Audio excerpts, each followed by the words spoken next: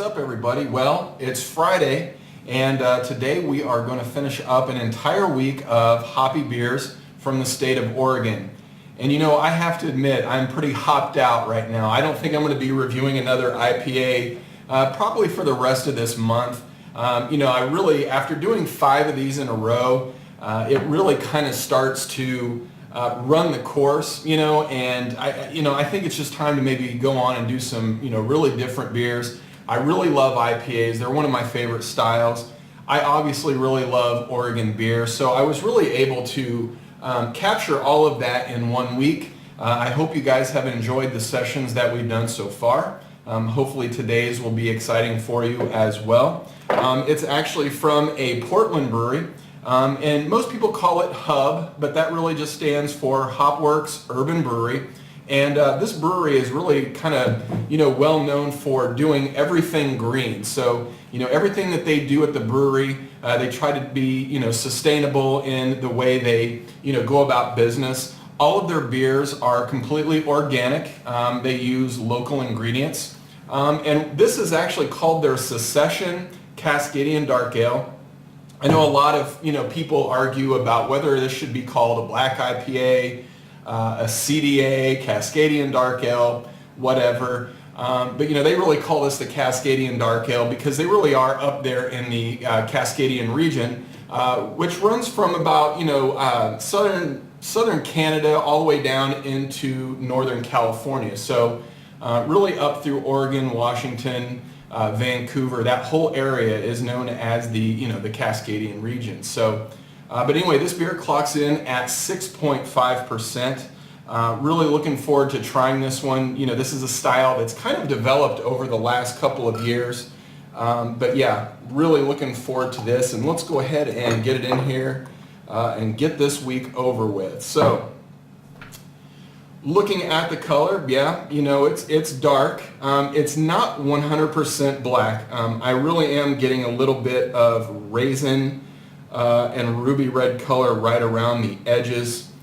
Pretty opaque though. Not as black as, say, you know, even just a regular stout or an oatmeal stout. So maybe a little darker than a brown ale. The head on it though, really nice. You know, I gave it a pretty vigorous pour there. And it's really frothy and tan on the top. But yeah, just a, you know, pretty good looking beer. If I move it around the glass like that, you can see it's already starting to kind of create some lacing from that viscosity that's in there. But, you know, 6.5%, not a huge beer. In fact, I think this is probably on the lower end of the beers that we've looked at this week. But let's go ahead and get the nose in there and see what's going on up in Portland today. All right. Well, I'll tell you straight away, there's a lot of hops in here, and that's a good thing. I'm getting a lot of citrus components out of there, you know, also getting a lot of pine character. What's interesting to me, though, is I'm getting a bit of coffee as well. I mean, it really almost smells like they've brewed it with maybe a touch of coffee, and I don't know if it's just those malts. I mean, clearly, you know, I don't know that they've added coffee. In fact, I was kind of looking at the label here before we started to see, but no, it's a very good smelling beer, very dank. So, you know, we talk a lot about dank. In fact, if you were to take modus operandi and brew that with darker malts, that's kind of in the range. So just in terms of the hop character, that's where I'm going. So you get the piney, citrusy, really dank and resiny aromas that come out of here. So with that said, I bet it tastes even better. So let's try it. Cheers.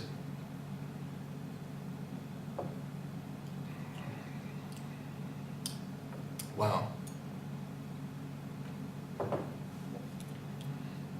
I'm really surprised at how much the coffee comes out on the taste. You know, I got a little bit on the nose, but I really get a lot on the palate. And again, I know it's those dark malts combined with the bittering hops that are used. So I'm getting that component. And then on top of that, I really am getting more of those piney hops. I would say maybe a touch of citrus in there. A little bit of grapefruit rind, but, you know, not a whole lot of really bright citrus. So I'm not getting, you know, like anything like pineapple or tangerine or anything like that. So it's really more on the grapefruit end, matched with a little bit of that coffee bitterness. the carbonation on it's really lively. You know, it's like as soon as it hits your tongue, you can really start to feel it zap your taste buds. It's not a very dry beer. It's not a very sweet beer either. But I think really it's just kind of, you know, bitter. And on the back end of my tongue right now, all I can really taste is bitterness. And that really, I think, is what's kind of confusing my palate into thinking that there's some sort of coffee in here. But again, I know there's not coffee, but yeah, just a really enjoyable beer. I would say I've probably had 3 to 5 of this style. And I would say this is, you know, up near the top, not my favorite one that I've had, but, you know, really an enjoyable beer. You know, if you do have somebody in Oregon that you trade with, yeah, hunt one of these down. I think you'll really enjoy this one. I like it. But yeah, I think that's about it. But so before we go, I just wanted to promote this book again. I don't know how long you guys have been following me, some of you since the beginning, maybe some of you are new. But anyway, there's this book that I use pretty regularly. It's called 33 Bottles of Beer. And if you go to 33beers.com, you can actually buy these. They're pretty cheap. But what's really great about these, and when you go to that website, you'll actually see how you use it.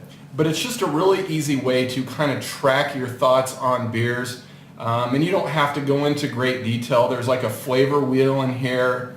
It lets you fill out the stats, like what's the IBU, what's the original gravity, ABV, etc. You can see what you paid for it. And that way you can always kind of go back and really keep track of all the beers that you've had. You can take it with you. I mean, it fits right in your back pocket. So if you're going to go out to a bar or whatever, you can just throw it in your back pocket. But anyway, the guy's name who runs this, his name's Dave Selden, really good guy. He was really responsible for this week of beers. So Dave, you know, I really wanted to thank you for the trade. I really wanted to thank you for, you know, sending such great beers. I had a really good time reviewing them this week.